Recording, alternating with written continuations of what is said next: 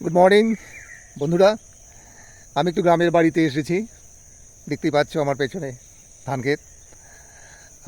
গতকালকে এসেছি এবং ভোরবেলা থেকে এত পাখি ডাকছিল যে আর শুয়ে থাকতে পারলাম না। আমি উঠলাম, তার উঠতে একটু দেরি হয়ে গেল বেরোতে। আজকে সূর্যোদয়টা একটু দেরিতে হয়েছে, পূব আকাশে একটু মেঘ জমেছে। তবে একটু দেখাচ্ছি, কেবল উঠেছে সূর্য, দেখে নিই, তারপর তোমাদের বাকিটুকু বলছি।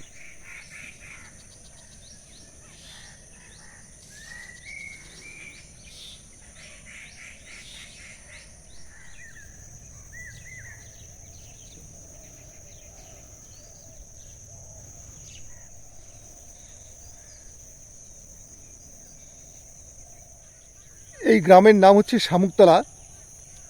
এটা আলিপুরদুয়ার জেলাতে অবস্থিত এবং আলিপুরদুয়ার টু ব্লকে কিন্তু অ্যাসেম্বলি হিসেবে আবার কুমারগ্রাম অ্যাসেম্বলিতে। আমাদের বাড়ির সাথেই সামুকতলা থানা দেখা যাচ্ছে ওই যে। আর এই যে ধানের জমিগুলো দেখতে পাচ্ছ, এগুলো আমাদেরই। দেখা যাচ্ছে একদিকে ধানগুলো অনেকটাই পেকে এসছে, একটু গোল্ডেন কালার হয়ে এসছে, আর এদিকের ক্ষেতগুলোতে কেবল ধানের শীষ বেরিয়েছে। এখনও এদিককার যে ধানগুলোর যে রঙটা এসছে এখনও সেটা আসেনি।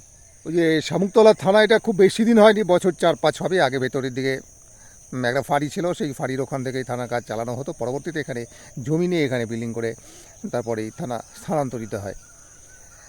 এটা আমাদের বাড়ি থেকে মোটামুটি 150 থেকে 200 মিটার, তবে মাঝখানে পুরোটাই যেহেতু জমি, এই জন্য দেখা যায়।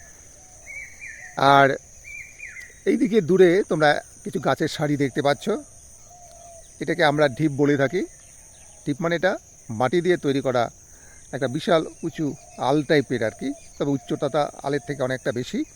আর এটা কিন্তু প্রায় 1 কিলোমিটার লম্বা একটা পুকুরের মতো, চারপাশেই এরকম করে করা আছে।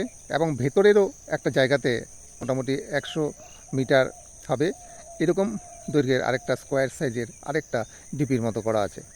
তাই এটা কেন করা আছে বা কেন করা হয়েছিল এই সম্বন্ধে কিছু দ্বিমত আছে। কেউ কেউ বলছেন যে এখানে হয়তো একসময় তাদের রাজধানী করার কথা ছিল।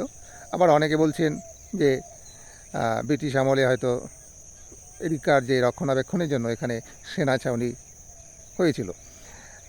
এখন কোনটা জোরালো বা কোনটা সত্যি, এটা এখনও সেভাবে গবেষণা হয়নি বা সেভাবে এগুলো নিয়ে অনুসন্ধান করা হচ্ছে না, ফলে বলাও যাচ্ছে না। তবে এই ঢিপটা বরাবরই আমার কাছে একটা আকর্ষণীয় বিষয় ছিল।